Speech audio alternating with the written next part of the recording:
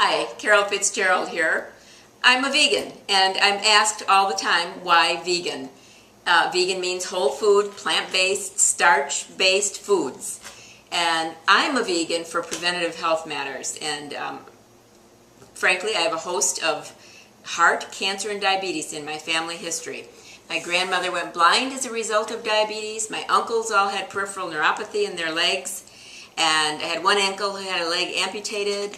My mother has severe dementia. She's 96 years old. She doesn't know 5 minutes before or after.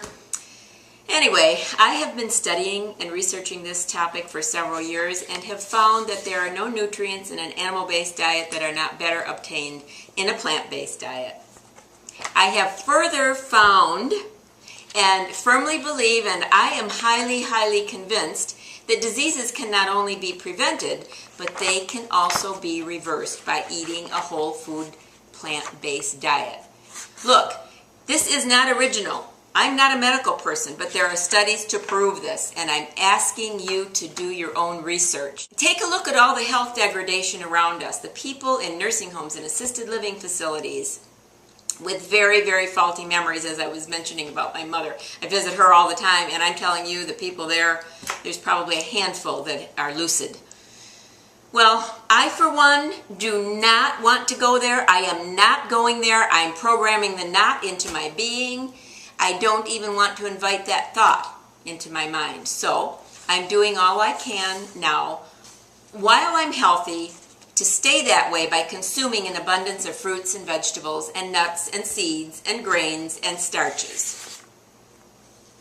The meat, dairy, sugar, and even the pharmaceutical industry, they really don't have our best interests at heart. They lower and narrow the ranges of medical numbers so they can get more people taking their drugs.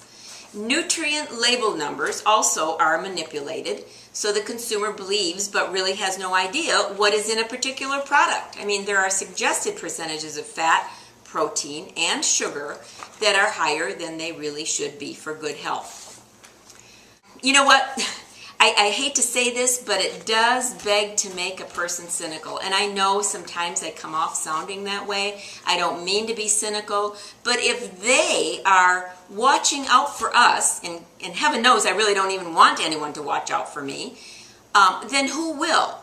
We have to be our own best watchdogs, and we must do it for ourselves. We absolutely must take the responsibility for our own good health, because they're not going to do it for us. We have to take the responsibility for our own health, and we also have to do that for our families and our children, which is a task in itself. I mean, I know my husband doesn't like vegetables, so it's very difficult for him. And I know it's difficult for a lot of people. It wasn't so difficult for me, and I'm grateful for that. But again, there are studies out there to prove this, so it's important to get that knowledge. I changed my diet and my lifestyle because others made known what they know. So I'm really saddened by the brainwashing, and all those who poo-poo the entire idea, even if they believe it because they want to enjoy what they eat. I mean, I've had some people say to me, I don't care if I live to be old, but the fact of the matter is people are living to be old. They are living longer lives. And if you're going to live a long life, nobody knows when they're going to go, wouldn't you want it to be healthily? Wouldn't you want to live that life healthily?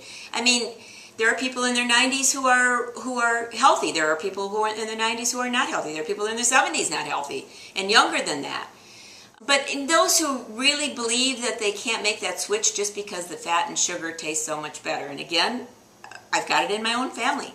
My family thinks the fat and sugar taste a lot better, but I'm here to tell you there are vegan recipes that taste good.